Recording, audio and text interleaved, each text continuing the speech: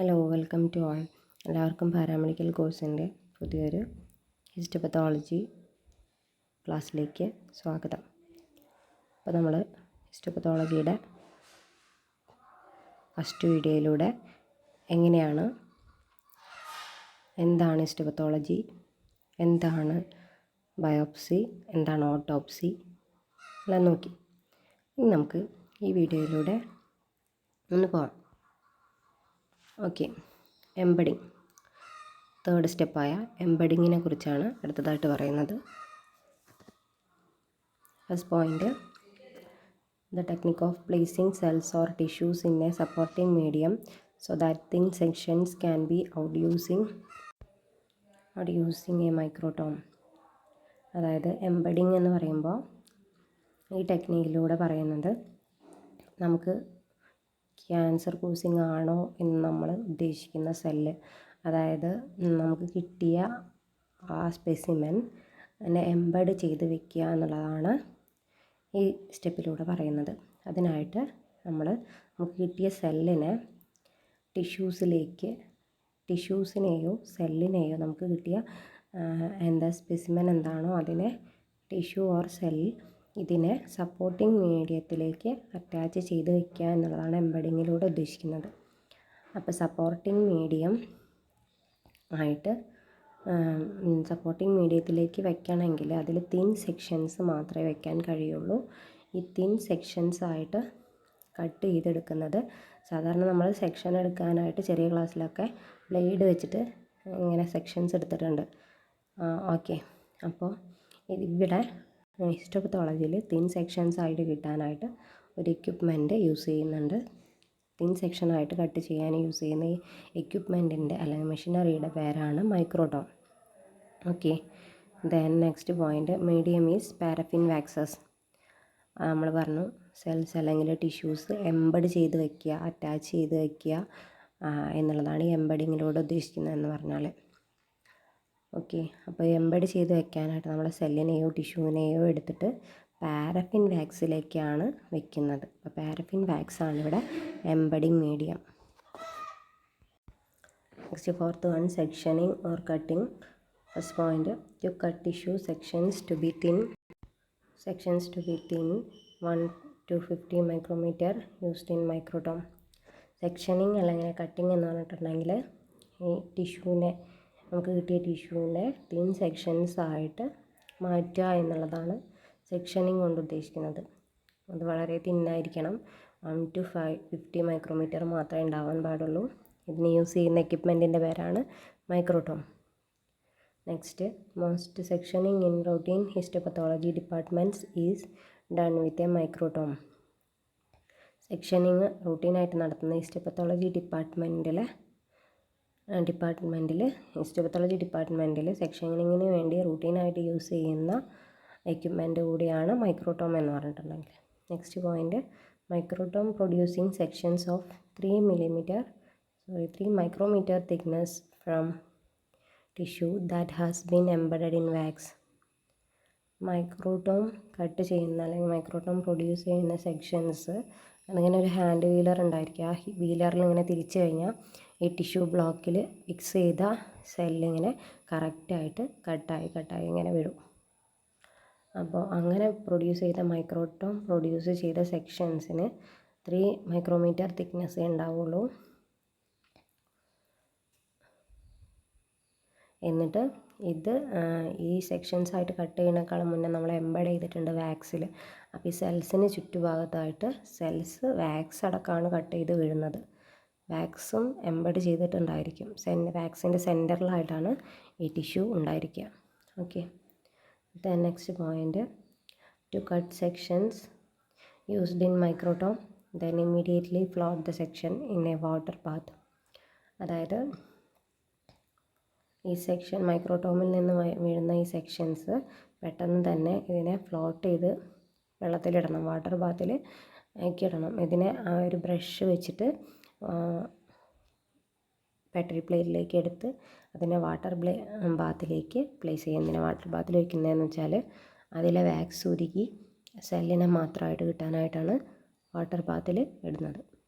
Okay, water bath എന്ന് പറഞ്ഞാൽ വെള്ളം അങ്ങനെ തിളച്ചുകൊണ്ടിരിക്കുമായിരിക്കുമല്ലോ. അപ്പം അതിൻ്റെ ചൂട് കാരണം ഇതിലെ മെഴുക് ഉരുകി ആ വെള്ളത്തിൽ നിൽക്കും. അപ്പോൾ നമുക്ക് സെല്ലിനെ മാത്രമായിട്ട് കിട്ടും. ഒരു സ്ലൈഡ് താഴേക്ക് വെള്ളത്തിന് താഴേക്ക് കാണിച്ചു കൊടുത്താൽ ഈ സ്ലൈഡിനകത്തേക്ക് ആ സെല്ല് അഡ്ഹർ ചെയ്ത് അവിടെ നിന്നോളും. Okay. Next, then the sections take in a cleaned sterile slide. Then the slide keep for hot air oven for setting of sections after a few minutes. ഇതിന് ശേഷം സെക്ഷൻസ് ഒരു ക്ലീൻ ഡ്രൈ സ്റ്റെറൈൽ സ്ലൈഡിലേക്ക് എടുക്കുക. Water ബാത്തിൽ നിന്ന് മെഴുകുരുകി പോയതിന് ശേഷം ഒരു ക്ലീൻ സ്ലൈഡിലേക്ക് ഈ സെക്ഷന് ഇങ്ങനെ എടുക്കുക. എടുത്തതിന് ശേഷം ഹോട്ട് എയർ ഓവനിൽ സ്ലൈഡ് അടക്കം ഒരു ഫ്യൂ മിനിറ്റ്സ് വയ്ക്കുക. എന്തിനു വേണ്ടിയിട്ടാ വെച്ചാൽ ഈ ടിഷ്യൂ സ്ലൈഡിൽ ഫിക്സ് ആയിട്ടിരിക്കാൻ വേണ്ടിയിട്ടാണ്. Okay. Next, take the slide then stain with H&E stain. ഇതിന് ശേഷം സ്ലൈഡിനെ എടുക്കുക. അതിനുശേഷം H&E സ്റ്റെയിൻ ചെയ്യുക. H&E സ്റ്റെയിൻ എന്ന് പറഞ്ഞാൽ ഹിസ്റ്റോപത്തോളജിയിൽ യൂസ് ചെയ്യുന്ന കോമൺ സ്റ്റെയിനാണ് H&E stain, haematoxylin and eosin stain. Okay. Then fifth one, staining. Haematoxylin and eosin stain ആണ് ചെയ്യുന്നത്. First point, H&E staining is the most commonly used one in the histopathology. Okay. Then procedure 11 step അടങ്ങുന്ന ഒരു long പ്രൊസീജിയറാണ്. Okay. First step, deparaffinise the section in xylene 2 dip. അതായത് നമുക്കറിയാം paraffin എന്തായാലും ഈ ടിഷ്യൂവിനകത്ത് ഉണ്ടായിരിക്കും. അത് നമ്മൾ ഹോട്ട് എയർ ഓവനിൽ വെച്ചപ്പോൾ ഒരുവിധമൊക്കെ പോയിട്ടുണ്ടായിരിക്കും. എന്നാലും ഈ ടിഷ്യൂസിന് മുകളിലേക്ക് അഡ്ഹർ ചെയ്തിട്ട് വാക്സിൽ മുങ്ങിയിരുന്നിരുന്നതല്ലേ അത്. അങ്ങനെ കട്ട് ചെയ്ത് വീഴുമ്പോൾ അതിന് പുറമേയുള്ള വാക്സൊക്കെ ഈ ഹോട്ട് എയർ ഓവനിൽ വെച്ചപ്പോൾ അല്ലെങ്കിൽ വാട്ടർ ബാത്തിലൊക്കെ ഇരിക്കുമ്പോൾ ഉരുകി പോയിട്ടുണ്ടായിരിക്കാം. എന്നാലും അഡ്ഹർ ചെയ്ത് എന്തെങ്കിലും ഉണ്ടെങ്കിൽ അതുകൂടെ പോകാനായിട്ട് അതുകൊണ്ടാണ് ഇങ്ങനെ പറയുന്നത് ഡീപാരഫിനൈസ്. പാരഫിൻ ഉണ്ടെങ്കിൽ അതിനെ റിമൂവ് ചെയ്യാനായിട്ട് പാരഫിനെ റിമൂവ് ചെയ്യുന്ന പ്രോസസ്സിൻ്റെ പേരാണ് ഡീപാരഫിനൈസേഷൻ. ഡീപാരഫിനൈസ് ചെയ്യുക. അതിന് വേണ്ടിയിട്ടാണ് നമ്മൾ സൈലിൻ എന്ന് പറഞ്ഞ സൊല്യൂഷനിൽ മുക്കുന്നത്. 2 വട്ടം അങ്ങനെ മുക്കിയെടുക്കുകയാണ് ചെയ്യുക. സ്ലൈഡിനെ ഇങ്ങനെ സൈലിനിൽ 2 വട്ടം അങ്ങനെ മുക്കിയെടുക്കുക. ഓക്കെ. നമ്മൾ ഹോട്ട് എയർ ഓവനിൽ വെച്ചത് കാരണം ടിഷ്യൂ സ്ലൈഡിൽ നിന്നും പുറത്തേക്ക് പോവില്ല, അതവിടെ ഫിക്സ് ആയിട്ടിരുന്നോളും. ഓക്കെ. അതിനുശേഷം second step, hydration. Absolute alcohol 2 dip, 90% alcohol 2 dip, 80% alcohol 2 dip, 70% alcohol 2 dip.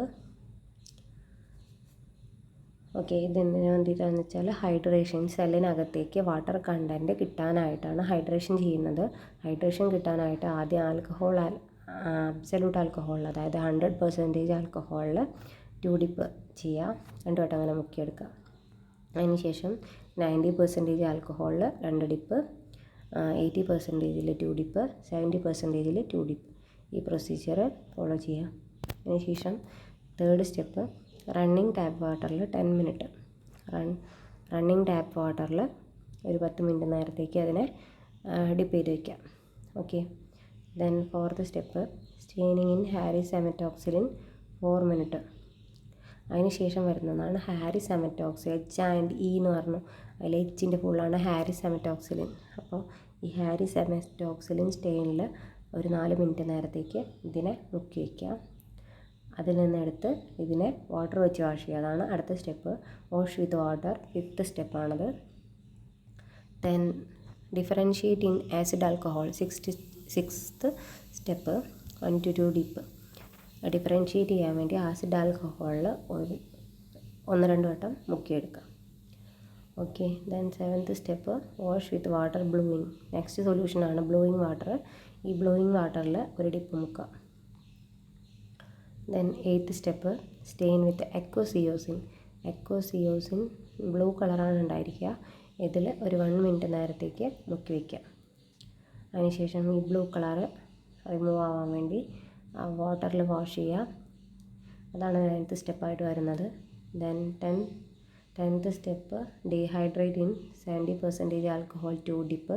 80% alcohol 2 dip, 90% alcohol 2 dip, absolute alcohol 2 dip. Dehydrate ചെയ്യാൻ നമ്മൾ ആദ്യം ഫസ്റ്റ് സ്റ്റെപ്പിൽ നമ്മൾ ചെയ്തു ഹൈഡ്രേഷനാണ് ചെയ്തത്. അതായത് വാട്ടർ കണ്ടൻറ്റിനെ സെല്ലിലേക്ക് എത്തിച്ചാൽ മാത്രമാണ് നമ്മളിപ്പോൾ പറഞ്ഞ ഈ സ്റ്റെപ്സൊക്കെ നമുക്ക് ചെയ്യാൻ പറ്റുള്ളൂ. ഈ സ്റ്റെയിനൊക്കെ പോയി സെല്ലിനകത്തേക്ക് ഇരിക്കണം എന്നുണ്ടെങ്കിൽ അവിടെ വാട്ടർ കണ്ടൻറ്റ് വേണം. അപ്പോൾ അതിനായിട്ട് നമ്മൾ ആദ്യം ഹൈഡ്രേഷൻ ചെയ്തു.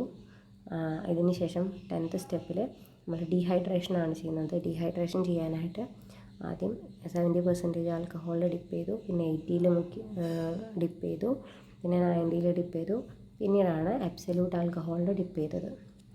ഡീഹൈഡ്രേഷൻ ചെയ്യുമ്പോൾ നേരെ ഓപ്പോസിറ്റ് ആയിരുന്നു. Okay, then 11th step then clearing and mounting. ഇതിന് ശേഷം ക്ലിയർ ചെയ്യുക, മൗണ്ട് ചെയ്യുക. മൗണ്ട് ചെയ്യുക എന്ന് വെച്ചാൽ ഒരു കവർ സ്ലിപ്പ് വെച്ചിട്ട് ഇതിനെ ഫിക്സ് ചെയ്ത് വെക്കുന്നതിനെയാണ് മൗണ്ടിങ് എന്ന് പറയുന്നത്. ഓക്കെ, ഇതിന് ശേഷം ഈ സ്റ്റെയിനിങ്ങിന് ശേഷം റിസൾട്ടാണ് അടുത്തതായിട്ട് പറയുന്നത്. ന്യൂക്ലിയസിന് നമ്മൾ പിന്നെ സെല്ലിനെ എടുത്തിട്ട് മൈക്രോസ്കോപ്പിൽ നോക്കുന്ന സമയത്ത് ഇതിലെ ന്യൂക്ലിയസിന് പർപ്പിൾ അല്ലെങ്കിൽ ബ്ലൂ കളർ, അതായത് ബ്ലൂയിങ് വാട്ടറിൻ്റെയും യൂസിൻ്റെ കളറാണ് എടുത്തിട്ടുണ്ടായിരിക്കുക. സൈറ്റോപ്ലാസം, ഈ ന്യൂക്ലിയസിന് പുറമേ ഉള്ള ആ ഭാഗം സൈറ്റോപ്ലാസം പിങ്ക് കളറിലാണ് ഉണ്ടാവുക. Okay,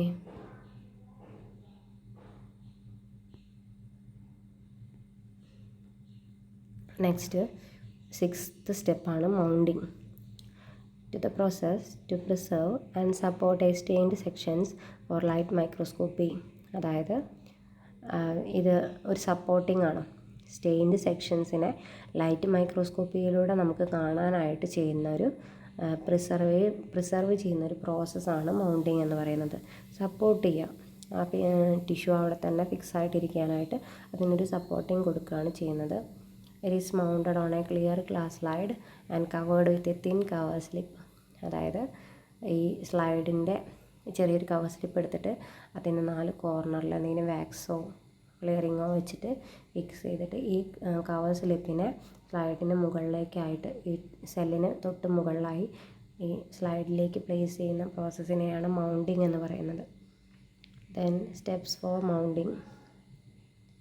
To mount a slide, apply a single drop of mounting medium upon the tissue sections. എന്താണ് മൗണ്ടിങ്ങിൻ്റെ സ്റ്റെപ്സ് എന്ന് നോക്കാം. മൗണ്ട് ചെയ്യാനായിട്ട് ഒരു സിംഗിൾ ഡ്രോപ്പ് മൗണ്ടിങ് മീഡിയം, എന്തെങ്കിലും വാസലിനോ സൈലിനോ എന്താ യൂസ് ചെയ്യാം, ഈ ടിഷ്യൂ സെക്ഷൻ്റെ മുകളിലായിട്ട് കീപ്പ് ചെയ്യുന്ന 4 സൈഡിൽ ഓരോരോ ഡ്രോപ്പ് ആഡ് ചെയ്യാം.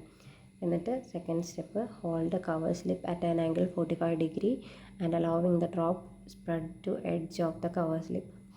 ഈ കവർ സ്ലിപ്പിൻ്റെ എഡ്ജിലായിട്ട് ഹോൾഡ് ചെയ്യാം, എന്നിട്ട് നമ്മുടെ സ്ലൈഡിലേക്ക് പ്ലേസ് ചെയ്ത് കൊടുക്കുക. Okay, third, hello medium spread slowly. അതിന് മുകളിൽ വെച്ചതിന് ശേഷം ഇതിനെ പതുക്കെ ഒന്ന് പ്രസ് ചെയ്ത് കൊടുക്കുക. അപ്പോൾ അതവിടെ മൗണ്ട് ചെയ്തിട്ട് ഇരുന്നോളും. ഓക്കെ, ഇങ്ങനെയാണ് നമ്മൾ മൗണ്ടിങ് ചെയ്തെടുക്കുന്നത്. Okay, thank you.